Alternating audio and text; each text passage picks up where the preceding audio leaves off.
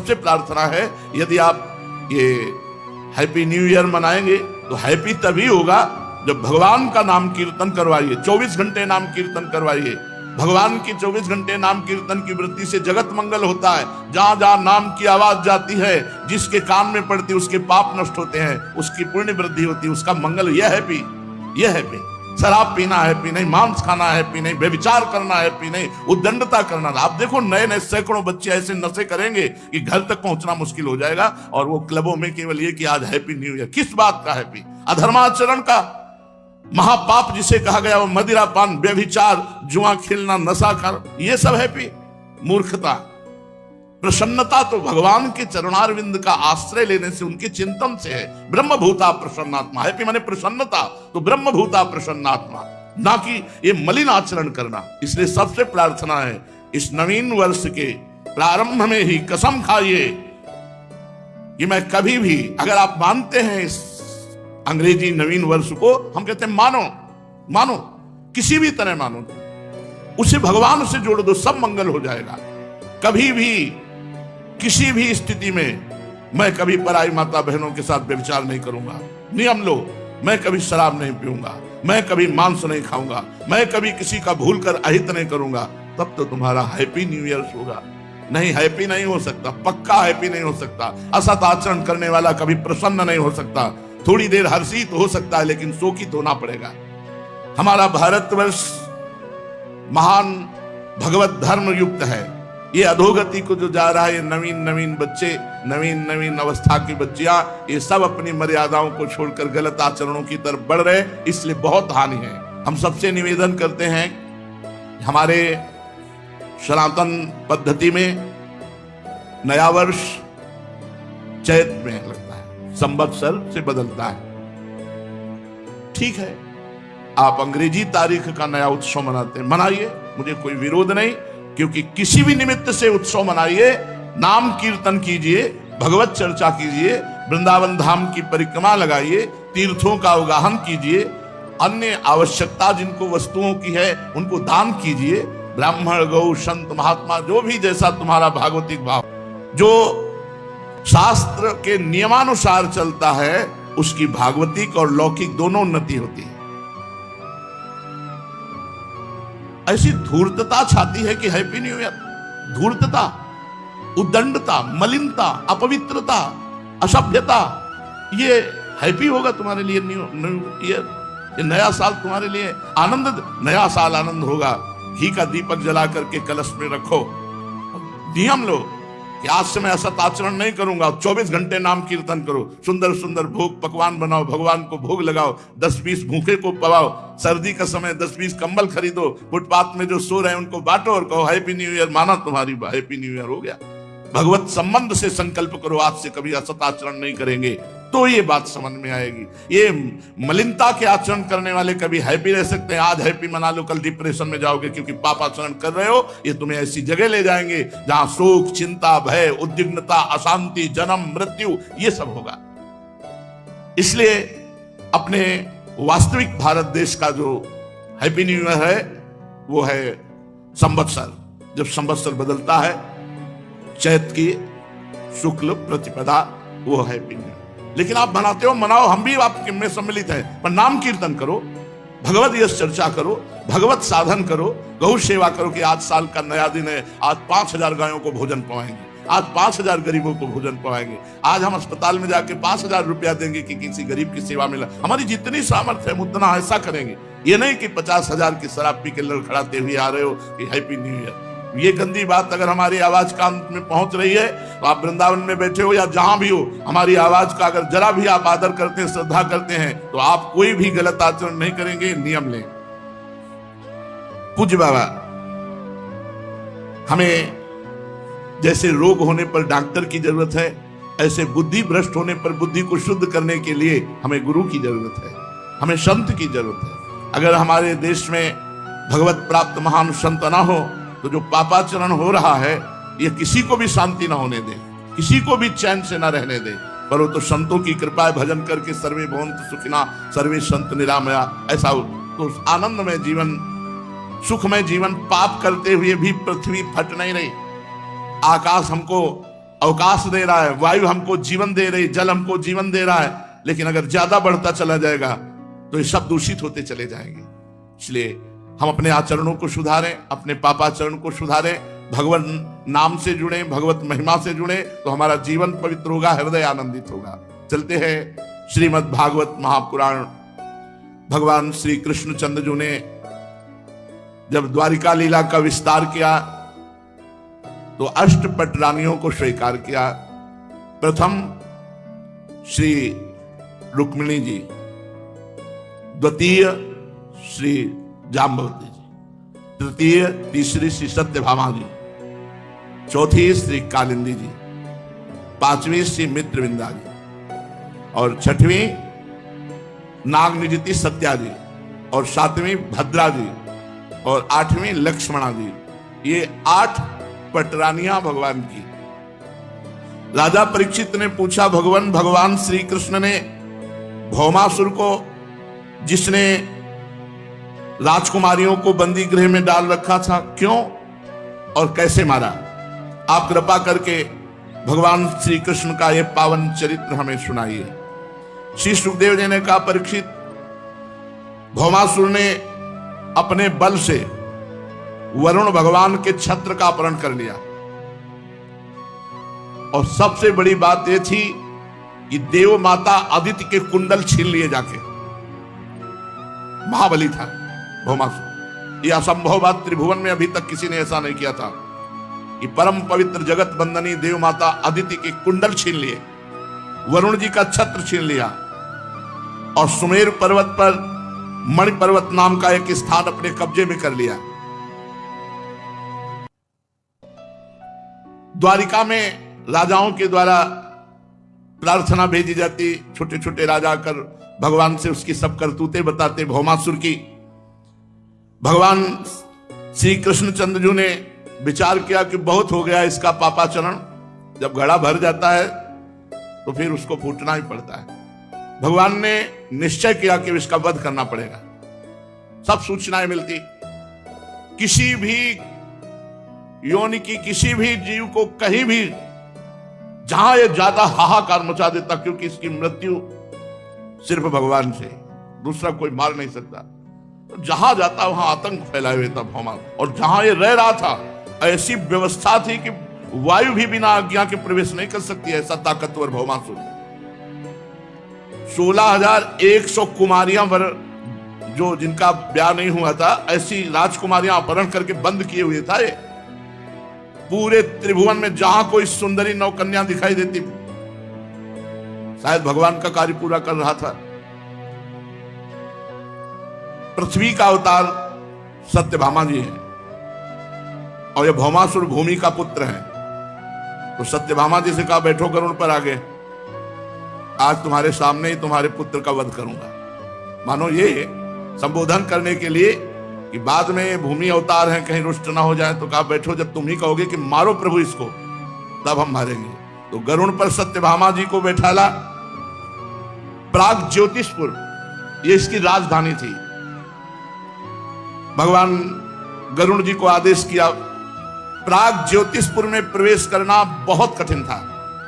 पहले तो चारों ओर जुड़े हुए पहाड़ों की किलेबंदी थी, उसके बाद दिव्यास्त्रों का घेरा था कि आप प्रवेश करेंगे तो आपको काट डालेंगे, दिव्यास्त्र चलाने की जरूरत नहीं है। इसके बाद जल की खाई थी, उसके बाद बिजली की चार दीवारी थी, इसके बाद जहरीली गैस की चार दीवारी थी, इसके बाद मुर दैत्य ने चारों ओर 10,000 घोर दिखाई ना देने वाले फंदे में जाल, कोई भी चले फंस गए।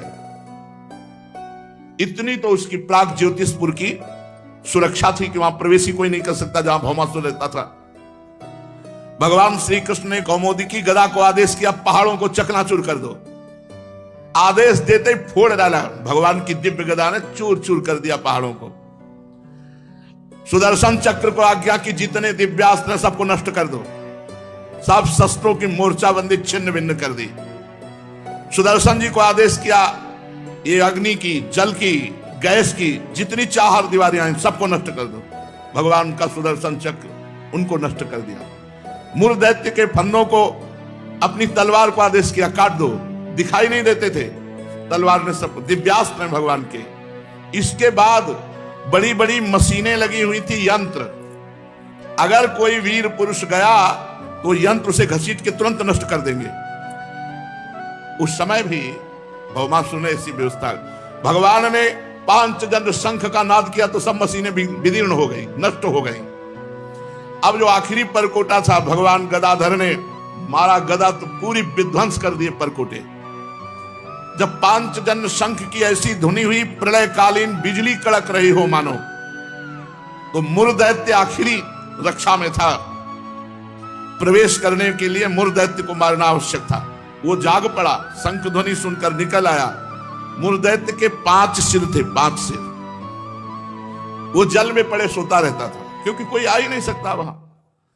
प्रलयकालीन सूर्य और अग्नि के प्रचंड तेज के समान 5 खोपड़ी वाला मुर दैत्य, बड़ा भयंकर, कोई आंख उठाकर उसकी तरफ देख नहीं सकता था। उसने त्रिशूल उठाया और गरुण जी पर प्रहार किया। भगवान गरुण जी पर विराजमान थे, आगे सत्यभामा जी। ऐसा मालूम हुआ वो 5 मुख से अब त्रिलोकी को निगल जाएगा।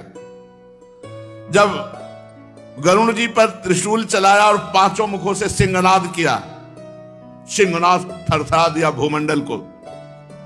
भगवान ने देखा कि मुर दैत्य का त्रिशूल गरुण जी की ओर आ रहा है, तो बड़ा हस्त कौशल दिखाते हुए सारंग धनुष से 2 बाण मारे कि त्रिशूल काटकर गिरा दिया। और मुर दैत्य के मुखों को भगवान ने बाणों से भर दिया। 5 मुख अट्टहास किया ना, 5 को बाणों से भर दिया। अब वो दैत्य बड़ा क्रुद्ध हुआ और अपनी गदा उठाई और भगवान पर प्रहार किया, परंतु गदाधर भगवान ने वो गदा उनके समीप पहुंचे, इसके पहले ही अपनी गदा से उस गदा को नष्ट कर दिया। अब वो भुजाएं फैला करके भगवान श्री कृष्ण और गरुण जी को मीसने के लिए चला, इतना बलवान।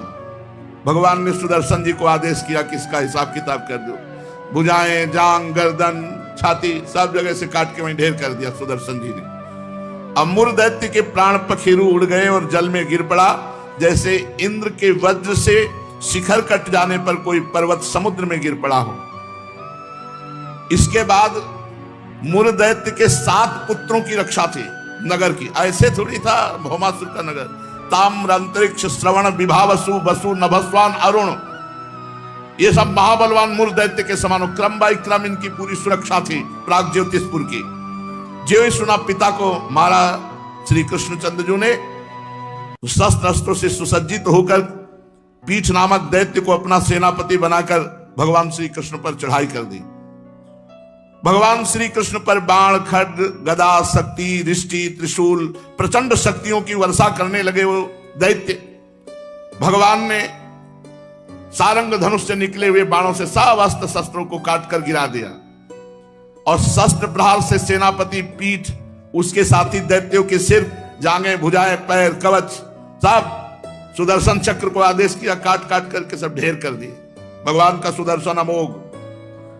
जब पृथ्वी के पुत्र नरकासुर, जिसे भौमासुर कहते थे, देखा कि भगवान श्री कृष्ण प्रवेश कर गए, सब विध्वंस कर दिया, असह्य क्रोध हुआ।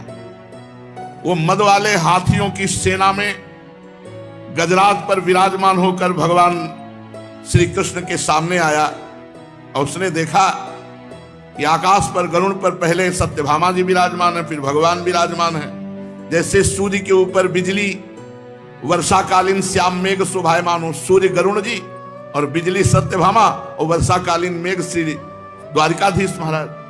भौमासुर ने देखते ही भगवान पर शतग्नि नाम की शक्ति का प्रहार किया। भगवान ने सारंग धनुष से अमोघ बाण के द्वारा तुरंत उस शक्ति को नष्ट कर दिया। भगवान ने सुदर्शन चक्र को आदेश किया, जितने इनके सैनिक हैं वो तो बस केवल घूमना है, वहां कोई अस्त्र शस्त्र सुदर्शन जी को नहीं रोक सकता। जिधर घूम गए सब साफ हो गया। उस समय भगवान गरुण जी पर सवार होकर के गरुण जी को आदेश किया, इनके हाथियों की सेना को विदीर्ण कर दो। पंजे और पंखों के मार से बड़े बड़े गजराजों को विदीर्ण कर दिया। चोंच, पंजा, पंख। महाबली गरुण जी हैं, महाबली। त्रिभुवन में इनसे बड़ा बली कौन होगा, जो भगवान को विराजमान करके चलते हैं। अनंत ब्रह्मांडों का भार भगवान लेकर चलते हैं। चोंच, पंखे और पंजों की मार से भौमासुर के जितने भी गजराज हाथी थे सब मारे गए। अब भौमासुर अकेले खड़ा, उसने देखा गरुण जी की मार से तो मेरी सेना सब नष्ट हो गई। तब गरुण जी पर वज्र से भी कठोर शक्ति का प्रहार किया। गरुण जी ने एक पंखे के झटके से पूरी शक्ति को नष्ट कर दिया। गरुण जी हैं गरुण जी। कभी अवसर आएगा तो जब अमृत हरण करने गए ना स्वर्ग लोग, तब इनके बल का विक्रम देखो। वायु देवता, अग्नि देवता, बड़े बड़े देवता, देवराज इंद्र सब कुछ चलाए। देवराज इंद्र ने वज्र चलाया तो इतना बड़ा पंखे छोड़ दिया, कहा तुम्हारे वज्र का सम्मान करता हूं, नहीं तुम्हारे वज्र को अपनी चोंच से अभी चकनाचूर कर दूं। गरुण जी भगवान के वाहन हैं। पक्षीराज गरुण जी ने अपने पंख से ही उस शक्ति को नष्ट कर दिया। भौमासुर ने जब देखा मेरी कोई चाल नहीं चल रही, कोई उद्योग नहीं चल रहा, सब विफल हो जा रहा, उसने त्रिशूल उठाया और भगवान श्री कृष्ण की तरफ बढ़ा प्रहार करने के लिए। तो सत्यभामा जी ने कहा प्रभु ये प्रहार कर रहा है, इसके पहले बोले बस बस तुम्हारे आदेश की जरूरत थी, क्योंकि उनको पता नहीं है मेरा पुत्र है। सत्यभामा रूप में है, भूमि पुत्र ही भौमासुर। भगवान ने सुदर्शन चक्र से कहा कि भौमासुर का सिर किरीट कुंडल सहित अलग कर दो। बस सिर कुंडल किरीट के सहित सुदर्शन जी ने काट करके नीचे फेंक दिया। और यही सुदर्शन भगवान के अनन्य भक्त, जो भी अनन्य भक्त होते हैं उनकी रक्षा के लिए होता है, इसीलिए भक्त निर्भय होता है। अपनी तरफ से प्रार्थना करते हैं जिनके कानों में शब्द पहुंच रहे हो, ये हैप्पी न्यू ईयर आदि जो भी हैं जिनके जीवन में आते हैं। भूखों को भोजन, ठंडी है कभी एक साल खरीद कर किसी कांपते हुए शरीर को उड़ा दो, हो गया तुम्हारा न्यू ईयर। पूरा साल मंगल में जाएगा। सुबह हो गऊओं को चारा दो, पक्षियों को दाना दो। अगर 4 लोग मिलकर के 4 स्वेटर खरीद लो, ऐसे जो फुटपाथ में बैठे कांप रहे हैं उनको पहना दो। 4 लोग मिलकर के अच्छा भोजन बनाओ, 4 लोगों को जाके पवा दो। सर्दी का समय हो गया है, हैप्पी न्यू ईयर। एक वर्ष तो गया ही भोगों में, अगले वर्ष के लिए नींव डाल दी राक्षसी, पूरा जीवन बर्बाद करने की। हमारी बात समझ लेना, हम तुम्हारे मित्र हैं, दुश्मन नहीं। दिन भर मेहनत करते हुए कार्य किए, भोग संग्रह किए, उन भोगों को भोगा और रात्रि में भोग विलासिता से युक्त होकर के मुर्दे की तरह सो गए। अपने को बहुत बड़ा काम करने वाला समझते हो। अरे जिस काम के लिए आए उस काम को 5 मिनट भी नहीं किया। किस बात का तुम्हारा कार्य? बड़ा वो नहीं है जो अपने अर्थ के प्रभाव से व्यभिचार में उतर जाए, जुआ खेलने में उतर जाए, कोमल कोमल पशुओं की हिंसा करके रांध के खाने में उतर जाए। हे बंधु, बंधुजना, जिसको तुमने प्रिय माना है, जिन शरीरों को तुमने अपना माना है, यही स्थूल सूक्ष्म कारण यतते सदैव दुस्नेह पासैर महा। एक ही लड़का है, बहुत रुपया कमा रहा है, पधार गया, पूरा परिवार उजड़ गया। ये काल का कलेवा संपूर्ण संसार है। ए भाई, यद्यपि मेरी बात तुम्हारी समझ में नहीं आएगी, पहले कह दिया। यहां सब प्रसन्नता चाहते हैं, आनंद चाहते हैं, सुख चाहते हैं, पर नाशवान दुखालय में बड़े आश्चर्य की बात है। बंधु, तुम मेरी बात नहीं समझ पाओगे। श्रीपाद कह रहे हैं, बड़े आनंदित, बड़े सुखी, बड़े हर्षित होते हैं जब अनुकूलता हमारे को घेरती है। अनुकूल पुत्र, अनुकूल धन संपत्ति, अनुकूल पद, सब व्यवहार अनुकूल। भूल गए मैं कौन हूं, किस लिए आया हूं, मेरा परम कर्तव्य क्या है, भूल गए अनुकूलता में। अब जब प्रतिकूलता आई तो डूब गए प्रतिकूलता में, निकलने का चांस नहीं। इसीलिए कह रहे हैं बंधु, मेरी बात तुम्हारी समझ में नहीं आएगी, पर हम समझा रहे हैं, अगर समझ जाओ। माया कापी विमोहिनी, बहुत विचित्र ये विमोहिनी माया है। कभी तो स्त्रिया कलालापः, स्त्री स्वरूप में ऐसी चेष्टाएं, मधुर भाषा, सुधामयम वाचो कामिनाम रसवर्धनम, वाणी अमृतमयी, हृदय में काम वेदना का प्रादुर्भाव, ऐसी चेष्टाएं, विमोहिनी माया। कभी शिशु कलालापः, कभी छोटे बच्चे के रूप में लड़खड़ा के चलना और तोतली बानी में बोलना, मानो प्राणों का अपहरण कर रहा है। दुस्नेह पासैर महा, ये उस त्रिभुवन विमोहिनी माया का पास तुम्हारे हृदय को जकड़ रहा है। वो तोतली बानी में बोल के पिता पापा गोद में चढ़ा, पूरा हृदय आसक्त हो गया। वो मधुर मुस्कान, सुधामयम वाचो, अमृतमयी वाणी, कटाक्ष भरी चितवन से विनोद भरी वार्ता, पूरा हृदय फंस गया। घोरा अनर्थ, घोर अनर्थ हो गया। क्यों?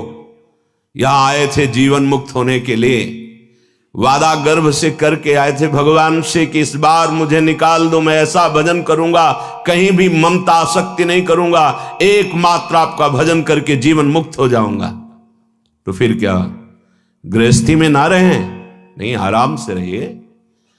तो पत्नी से प्यार न करें, नहीं, बहुत प्यार कीजिए, लेकिन स्वार्थ की गंध रहित होकर उसे परमात्मा स्वरूप जानकर।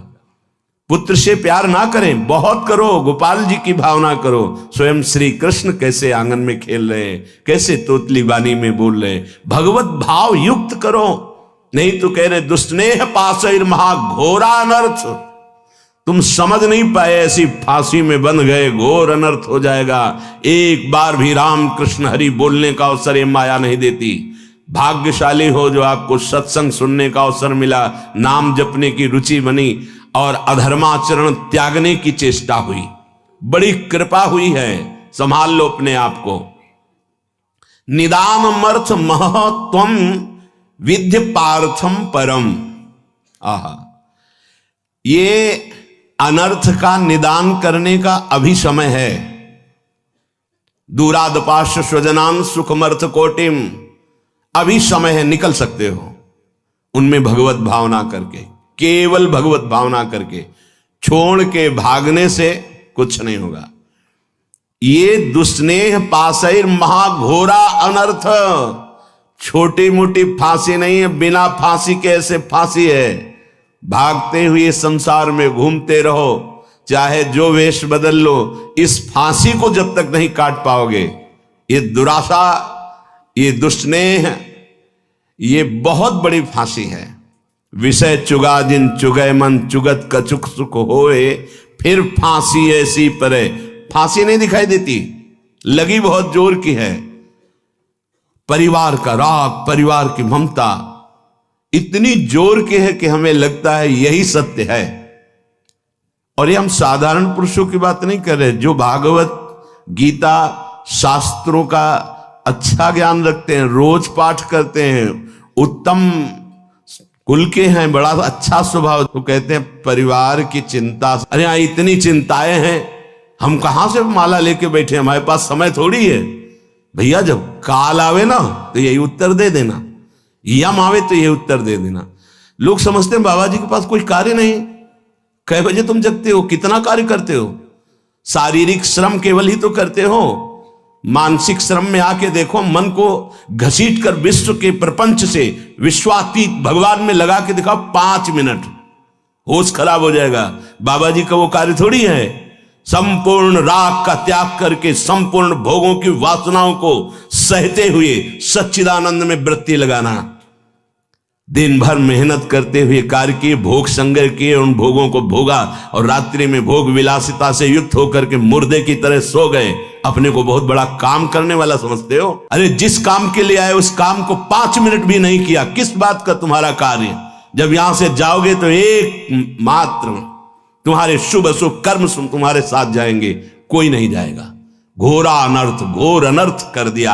अपनी तरफ से प्रार्थना करते हैं जिनके कानों में शब्द पहुंच रहे हो, ये हैप्पी न्यू ईयर आदि जो भी हैं, जिनके जीवन में आते हैं, मदिरा पीना, मांस खाना, व्यभिचार करना, विलासिता करना, ये कभी भूल कर गलती मत करना। अगर हमारे शब्द पहुंच रहे हैं तो हम हाथ जोड़कर आपसे प्रार्थना करते हैं, कोई भी उत्सव मनाने के लिए पूरी रात नाम कीर्तन कीजिए।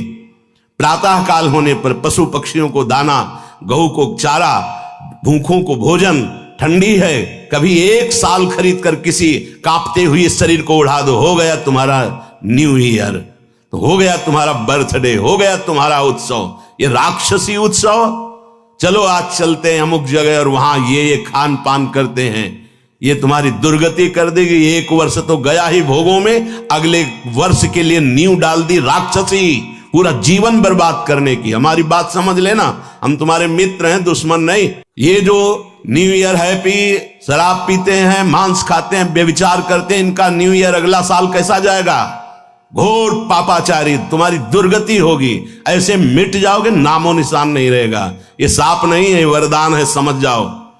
अगर तुम्हें कोई भी उत्सव करना है तो भगवान नाम कीर्तन करो, रात भर जग करके सब नाचो गाओ, प्रभु का यश गाओ, और 10-5 को इकट्ठा कर लो, जीवन सार्थक हो जाएगा, पूरा साल मंगल में जाएगा। सुबह हो गऊओं को चारा दो, पक्षियों को दाना दो। अगर 4 लोग मिलकर के 4 स्वेटर खरीद लो, ऐसे जो फुटपाथ में बैठे कांप रहे हैं उनको पहना दो। 4 लोग मिलकर के अच्छा भोजन बनाओ, 4 लोगों को जाके पवा दो। सर्दी का समय हो गया है, हैप्पी न्यू ईयर। ये राक्षसी न्यू ईयर मत मनाना। अगर कान में आवाज पड़ रही होने तो जीवन तो बर्बाद किया ही, आगे के लिए बीज बो रहे हो अपने सर्वनाश का। घोरा अनर्थ निदान अमर्थ मह त्वम विद्य पार्थम परम। अभी समय है, अभी सुधार कर लो। कितनी देर की मस्ती? ये कोई मस्ती है? बेकूफी को मस्ती समझते हो? शराब पीकर गलियों में लड़खड़ाते हुए, एक दूसरे से झगड़ा करते हुए पैसा नष्ट किया, स्वास्थ्य नष्ट किया, बुद्धि भ्रष्ट की। ये तुम्हारा बड़े हो तुम? ये तुम बड़े हो? बड़ा वो है जो अपनी इंद्रियों को शासन में करके प्राप्त सुख सामग्री को दूसरों की सेवा में लगाता है। बड़ा वो नहीं है जो अपने अर्थ के प्रभाव से व्यभिचार में उतर जाए, जुआ खेलने में उतर जाए, कोमल कोमल पशुओं की हिंसा करके रांध के खाने में उतर जाए, मनमानी आचरण में उतर जाए। वो राक्षस है, वो बड़ा नहीं है। बड़ा वो है, वो बड़े जन कहे जाते हैं जो दूसरों को सुख देने के लिए स्वयं दुख भोगते हैं और दूसरों को परमानंद प्रदान करते हैं। सा तरति सा लोकांतारयति, उनको बड़ा कहते हैं। स्वार्थ भ्रंश करम। हे भाई, पहले कह दिया है, हमारी बात नहीं समझोगे। ये स्वार्थ का नशा जो तुम्हारे चढ़ गया है कि ऐसे सुखी हुआ जाता है मनमानी आचरण करके, ये तुम्हारा नाश कर देगा, मान लो। अभी ना मानो। बहुत विचित्र विचित्र काल की गतियां हैं।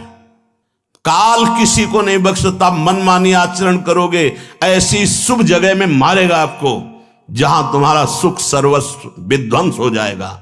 इसलिए मान लीजिए, प्रार्थना मान लीजिए, ये मन और बुद्धि तुम्हारे दुश्मन हैं, इस समय तुम्हारे मित्र नहीं हैं। ये अज्ञान अंधकार में भटकाने के लिए ही तुम्हें केवल संकल्प विकल्प कराएंगे, प्रेरणा करेंगे। भाग्यशाली हो जो सत्संग सुनने को मिल रहा है। सबको अपने जीवन को सत मार्ग में चलाने के लिए मानव देह दिया गया है। सावधान हो जाओ, अभी अनर्थ की निवृत्ति का समय है। ए भाई, मन के कथनानुसार मत चलो। तुम मन के स्वयं जज बनो, निर्णय करो। क्या? जब मन संकल्प करे तो पहले जांचो, ये ठीक सतमार्ग युक्त संकल्प है या असत मार्ग युक्त है। परिचय: यदि हरि स्मरण चल रहा है, हरि के चरणों का आश्रय है, तो आप जान पाओगे मन की चाल को कि ये गलत निर्णय कर रहा है या सही। यदि हरि विमुख हो तो ये त्रिगुणात्मिका माया तुम्हें समझने का अवसर ही नहीं देगी और ऐसे भोगों में फंसाएगी जहां किंचन मात्र सुख नहीं है। कैसे? रविकर जल लय लायो, कई बार बताया है। इसे मरुभूमि में निर्मल जल का आभास कराता है। जे ही भुवन भास्कर उदय होते हैं तो गंगा जी की जो रेती है उसमें खूब देखा है, सैकड़ों बार देखा है, दूर दिखाई देता बहुत निर्मल जल। तो जब मृग प्यासा हुआ, जलधारा की तरफ पीठ करके और भागता है उस निर्मल जल को देखकर, तो वहां रेत के सिवा कुछ नहीं होता। ऐसे ही अय मन, हरि की प्रेम रस धारा को, तज हरि चरण सरोज सुधारस अमृत धारा को छोड़कर ये जो जगत के अधर्म युक्त भोग हैं, ये मृग तृष्णा है। कभी नहीं प्यास बुझने वाली भोग लो, मनमानी कर लो। बहुत बार तुमने न्यू ईयर मनाया होगा, इस बार हमारी कथनानुसार मना लो तो ये मान लो कि आपके ऊपर असीम कृपा हो जाएगी। रात भर जगो, हम कह रहे हैं रात भर जगो, 12 बजे तक नहीं, पूरी रात जगो, पर हरीश शरणम राधा राधा राधा कृष्ण कृष्ण राम हरि, जो नाम प्रिय हो सब मिलकर नाम कीर्तन करो। फिर तुम देखना। एक बात और बताए देते हैं, जब कोई धर्म पर कदम रखता है चलने के लिए, तो उसके पाप उस पर हावी हो जाते हैं, उसको चलने के लिए बाधा पहुंचाते हैं, जिससे वो आगे ना चल पाए। वर्तमान को सह जाना, तुम्हारा भविष्य इतना मंगलमय होगा कि कोई बाधा तुम्हें स्पर्श नहीं कर सकती। वर्तमान में, प्रारंभ में ही शुरू हो सकता है। तुम्हारा पाप कर्म तुम्हें आगे बढ़ने से रोक सकता है। पर ये अगर हमारी पहले से सावधानी की बात मान ली कि चाहे जैसी परिस्थिति आ जाए, आप ये न सोचे कि जब मैं पीता था, खाता था, मनमानी आचरण करता था, हर सुविधा चरण चूमती थी, आज जब त्याग दिया, धर्म से चला, तो बाधा पे बाधा पड़ रही है। वो नहीं, वो बाधाएं नष्ट हो रही। आगे तुम्हारा मार्ग परम सच्चिदानंद प्रकाशमय सुखमय है। भविष्य तुम्हारा बड़ा मंगल होगा और ये जन्म का परम लाभ तुम ले पाओगे। वर्तमान के भोगों में फंसकर अपना नाश मत करो। तजी हरि चरण सरोज सुधारस रविकर जल लय लायो। हर बार मन कहता है कि ये खा लूं तो ठीक हो जाएगा, मन ठीक हो जाएगा, ये भोग लूं मन ठीक हो जाएगा, ये पी लूं, ये देख लूं, ये कर लूं। कब तक? धिक्कार है ऐसे मन और धिक्कार है ऐसे अपने को कि हर बार इसकी बात मान लेता हूं कि शायद अब की बार सुख मिल जाए, लेकिन फिर हाथ में वही तृष्णा, वही भोग वासना, वही दुर्वासना।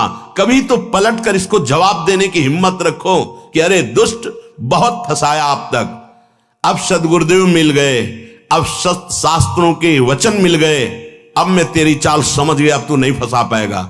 लेकिन 2 घंटा पहले कसम खाइए और 2 घंटा में तुम्हें फिसला ना दे तो बता देना, 2 घंटा में भूल जाओगे कि हमने कसम खाई। फिर वही हरकत, फिर वही चेष्टा, फिर वही संकल्प। क्यों? क्योंकि नाम जप नहीं। श्री हरिवंश नाम बल्लहो, अपने मन भाई सब कहो, रहो शरण हरिवंश की। अगर नाम जब चल रहा है तो जहां चाहो वहीं, जो पैर वाली ब्रेक और हाथ वाली ब्रेक, दरे में गाड़ी को खड़ी कर दो, 1 कदम नहीं जाएगी। ऐसे ही जिस समय नाम जब चल रहा है और भगवान के चरणों का आश्रय, तो जहां चाहो वहीं मन को रोक दो। ऐसा नहीं है कि मन इतना बलवान है कि भगवद आश्रित के आचरणों में वो कुमार्गामी प्रवृत्तियां पैदा कर दे। भूल न दे कुमारक पाऊं, ऊसर बरसई तृण नहीं जामा, संत हृदय जिम उपज न कामा। जैसे ऊसर में कितनी भी वर्षा हो घास नहीं जगेगी, ऐसे कितने भोगों का सानिध्य हो, भगवत चित्त में कभी काम जागृत नहीं हो सकता, वासना जागृत नहीं हो सकती। भगवत चित्त आप ही हैं, कोई और नहीं है। आप भगवान के अंश हैं। नाम जप नहीं है तो रोज कसम खाओगे, रोज टूटेगी। खूब अनुभव की बातें कह रहा हूं, खूब देखे हुए, सुने हुए, समझे हुए ये बातें हैं। यदि नाम जप नहीं है तो दोपहर के कसम खाओगे, शाम के वही क्रिया करोगे जिसकी कसम खाई है, वही व्यसन, वही आदत, वही चेष्टा। भगवान नाम जप, भगवद आश्रय। आगे बहुत विचार पूर्वक गोस्वामी जी अपने को विचार करने के लिए शब्द बोल रहे हैं। त्रिजग देव नर असुर अपर जग जोनि सकल भ्रमी आयो, ग्रह बनिता सुत बंधु भये बहु, मातु पिता जिन जायो, काहे को फिरत मूढ़ मन धायो। कभी सुअर बना, कभी कुत्ता बना, कभी पशु बना, कभी पक्षी बना, कभी देवता बना, कभी मनुष्य बना, कभी राक्षस बना। न जाने किस किस योनि में मैं जन्मा, हर योनि में मुझे सब सुख ये मिले जिन सुखों को तुम मानव देह धारण करके भोग रहे हो। छोटे छोटे पशु पक्षी भी मैथुन करते हैं, उनके भी अंडे और बच्चे होते हैं। जितना आपको प्यार है उतना उसको भी प्यार है। जितना आप बढ़िया मोटे गद्दे पे शयन करने में आनंद लेते हैं, सुअर उतने कीचड़ में आनंद लेता है। जो आप मीनू बना के होटल में खाते हैं, सुअर विष्ठा में उतना ही आनंद लेता है। ध्यान रखना, जितना आप विषय भोगों में सुख लेते हैं हर जीव वैसे ही, जैसे आप नींद का सुख वैसे ही हर जीव। अंतर क्या रह गया भाई? अगर सच्चिदानंद प्रभु का नाम जप नहीं हुआ, प्रभु का आश्रय नहीं हुआ, शुद्ध ज्ञान प्रकट नहीं हुआ, तो तुम में सुअर कुत्ता पशु पक्षियों में अंतर क्या रहा? बड़े महापुरुष कह रहे हैं, तिनते खर सूकर स्वान भले, जड़ता बस जे न कहां कछुए। कौन सा ऐसा देह है जो आज तक हमें मिला ना हो? फिर सुन लो, राजसु यज्ञ हो रहा है, एक चीटा छोटा सा अन्न कण लिए टांग टूटी लड़खड़ा के चल रहा है। अर्जुन जी ने कहा भगवान कभी इस पर दया करो, देखो इसकी हालत। बोले 14 बार इंद्र बन चुका है। पर भरोसा कर लो, हमारा काम हो गया। समझ रहे हैं हमारी बात? भरोसा कर लीजिए। ये हम आखिरी बात है, सब बातें तो भगवत चर्चा होती रहेंगी, ये हम हृदय की आखिरी बात करें जिससे काम बनना है। ये मान लो हमारी बात, हृदय से कह रहा हूं, बिल्कुल श्री जी से मिल के कह रहा हूं ये बात, बिल्कुल वही बात कर रहा हूं। मान लो इस समय हमारी बात मान लो, वहीं से बात कर रहा हूं। महारानी जी का भरोसा मात्र भगवत प्राप्ति करा देगा। हमारे में ताकत नहीं कि हम अपनी साधना को इतनी उज्जवल बना सकें कि माया की मलिनता स्पर्श न कर पाए, हम अपनी चादर श्वेत की श्वेत धर दें जाके प्रभु के सामने। नहीं, मैली हो गई है चादर, भगवत प्राप्ति योग्य नहीं रह गई है। हमारी वासनाएं, हमारी इंद्रियां, हमारा मन बिल्कुल कूड़ा है, कूड़ा, भगवत योग्य नहीं है। भरोसा वो एक क्षण में हमारी बना देंगे बात। मेरे बनाए ना बनेगी कोटि कल्प लो, आपके बनाए बनेगी पल पाव में। बिल्कुल बात मान लीजिए। हम बिल्कुल कैसे तुम्हें बताएं इस समय, बस श्री जी का भरोसा हम देख रहे हैं, उनकी मुस्कुराहट, केवल भरोसा कर लो बस। और इस भरोसे में आंच ना आने पावे, ए तुम ठीक नहीं हो, तुम्हारा भजन ठीक नहीं है, तुम्हारा मन ठीक नहीं, तुम अशांत हो, तो तुम्हें उस समय सोचना मैं श्री जी के भरोसे पे हूं। मेरी महारानी जो मेरा कल्याण करेंगी, मेरा मंगल करेंगी, मुझे अपनी सेवा में ले लेंगी, मुझे इस जगत से महारानी जो पार करेंगी पक्का। ये हम अपने हृदय की बात कह रहे हैं, बिल्कुल सब साधन किए हुए, पर साधनों का भरोसा नहीं, भरोसा महारानी जी का।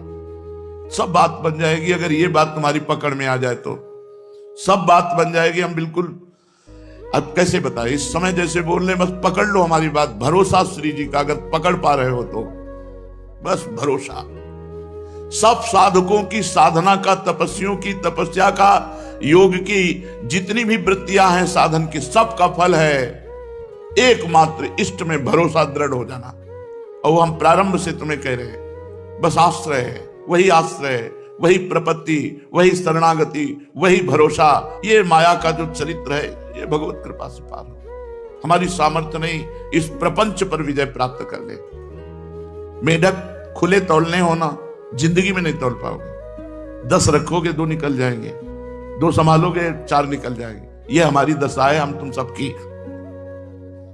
प्रहलाद जी कह रहे हैं कि जैसे बहुत सी पत्नियां हो और एक पति शयन गृह की तरफ एक घसीट रही, दूसरी घसीट रही, तीसरी, उसकी क्या दुर्दशा होगी, वैसे हे नृसिंह ये हमारी 10 इंद्रियां और एक मन मिलकर के हमको घसीट रहे, बार बार बार बार बार बार प्रकृति की तरफ, माया की तरफ।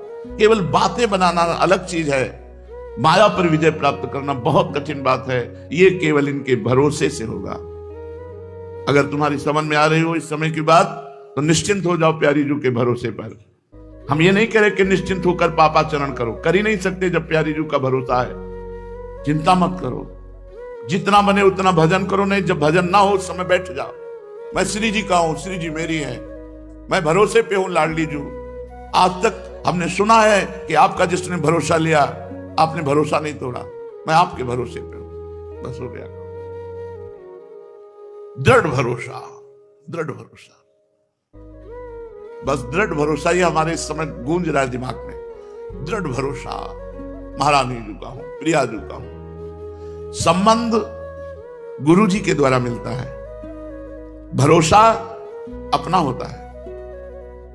जैसे हमारा संबंध श्री जी की, मैं सहचरी हूं, ये मेरी सोच नहीं है, ये मेरा भाव नहीं है, मेरे गुरुदेव ने दिया है। जब गुरुदेव ने दिया है तो इष्ट को बरबस ये संबंध स्वीकार करना ही पड़ेगा। वो अपनी बात पीछे रख देते हैं, अपने प्रेमी जनों की बात पहले रखते हैं।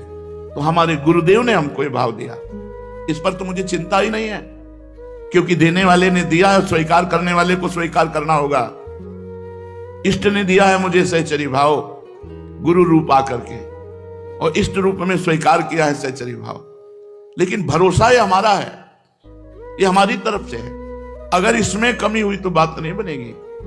भरोसा बिल्कुल दृढ़ होना चाहिए। ऐसे ऐसे लक्षणों वालों को श्री जी कृपा नहीं करते, हमें नहीं माननी बात। हम किसी लक्षण से भरोसा नहीं किए, हम तो वैसे कुलक्षण ही हैं, तब भरोसा किए कि मुझ जैसे लक्षणहीन पर भी लाडली जी कृपा करेंगी, तभी उनकी महिमा है। बस ये बात स्वीकार करो। भगवत प्राप्ति बिल्कुल सहज है। इस यही एक हृदय की हमारी शुरू से बात रही है। कभी कभी जब आनंद में पद्मासन में बैठे हुए प्रफुल्लित होते हैं, मुरारी शरण आ जाते, तब कहते सुन सुन भाई, यही कहते हैं दृढ़ विश्वास कर ले, दृढ़ भरोसा कर ले, इसी से भगवत प्राप्ति हो जाएगी। कोई साधन ना होने पर भी जिसने प्रभु का भरोसा किया, भगवान की प्राप्ति हो गई, भगवान की प्राप्ति हो गई। आगे पड़ा जटायु देखा, सुमिरत राम चरण की रेखा। दृढ़ भरोसा भगवान का था, आएंगे अंतिम समय भगवान अपने कर कमल से हमारा अंतिम संस्कार करेंगे। भगवान आए, जटायु को गोद में लिया और कहा, तात आज्ञा करो तो अभी तुम्हारे शरीर को वज्र के समान बना दूं। कहा, नहीं प्रभु नहीं। बड़े बड़े ऋषि मुनि इसी समय की याचना करते हैं, और आज वो समय हम खो दें? नहीं प्रभु, मैं शरीर रखना नहीं चाहता। भगवान ने वो परम पद प्रदान किया जो केवल उनकी कृपा से ही मिलता है और किसी साधना से नहीं। तत्काल हरि रूप धारण करके की परम धाम को गए, और जो दशरथ जी को सौभाग्य नहीं मिला, वो जटायु जी को सौभाग्य मिला। जटायु जी को अपने कर कमल से अंतिम संस्कार भगवान श्री राम कर रहे हैं। भरोसा, गोस्वामी जी बहुत जोर से कह रहे हैं, एक भरोसो, एक बल, एक आस विश्वास। भरोसा बैठा लो, ये बात बैठालने की भाई। कुछ बातें होती करने की, कुछ बातें होती होने की। ये होने की बात है, इसे स्वीकार कर लो, सब बात बन जाएगी। मूल में देखा जाता है, मूल में देखा जाता है। इसका भरोसा कहां है? साधना पे है, रुपया पे है, लोगों पे है? कहां है? अपबल, तपबल और बाहुबल, चौथो बल है दाम। सूर किशोर कृपाते सब बल हारे को हरिनाम। सुनेरी मैंने निर्बल के बल नाम। भरोसा, जिस समय हृदय में केवल भरोसा जागृत हो जाए, आप देखेंगे आनंद की बाढ़ आ जाएगी। ये सब साधन एक तरफ, भरोसा एक तरफ। कभी एकांत में बैठकर भरोसे का चिंतन करो ना, मैं प्रभु के भरोसे हूं। आप देखना कितना आपको आनंद मिलेगा। आनंद सिंधु का भरोसा, अच्छा उनको कोई बताने की जरूरत थोड़ी है। आपके अंदर जो भरोसा भाव उठा, वही वो बैठे हुए हैं। सही पूछो तो वही दे रहे हैं, तभी ये भरोसे का भाव आ रहा है। हम श्री जी के हैं, कितनी बड़ी बात हो गई। हम महारानी जी के हैं, श्री जी हमारी हैं। आप देखना तो इसका फल देखना, इस वृत्ति का फल देखना। ये हमारे प्रभु प्रेरित कर रहे हैं। सौभाग्यशाली जन इस बात को सुन रहे हैं, और महासौभाग्यशाली जन इस बात को पकड़ पाएंगे कि हम कह क्या रहे हैं, हमारा कहने का आशय क्या है, हम अंदर से क्या चाह रहे हैं। बहुत जल्दी आप निर्भय हो जाएंगे, निश्चिंत हो जाएंगे, निश्चोक हो जाएंगे। भरोसा, दृढ़ भरोसा। बस विश्राम समझो जीवन का, जीवन का परम विश्राम। आप कौन हैं, कैसे हैं, इससे कोई हमें लेना देना नहीं। बस भरोसा कर लो, हमारे प्रभु पर भरोसा कर लो, हमारी लाडली जी पर भरोसा कर लो। बस जीवन को आप देख लीजिएगा किस धारा में पहुंच जाएगा। अपनी चिंता छोड़ दो। जब तक अपनी चिंता करोगे, भरोसा दृढ़ नहीं होगा। प्रियालाल का चिंतन करो, प्रियालाल के सुख के लिए आचरण करो जितना बन सके। नहीं बैठे हैं भरोसे में। ये हम बहुत आखिरी की बात कह रहे हैं, बहुत जोर की बात कह रहे हैं, बहुत ऊपर की बात।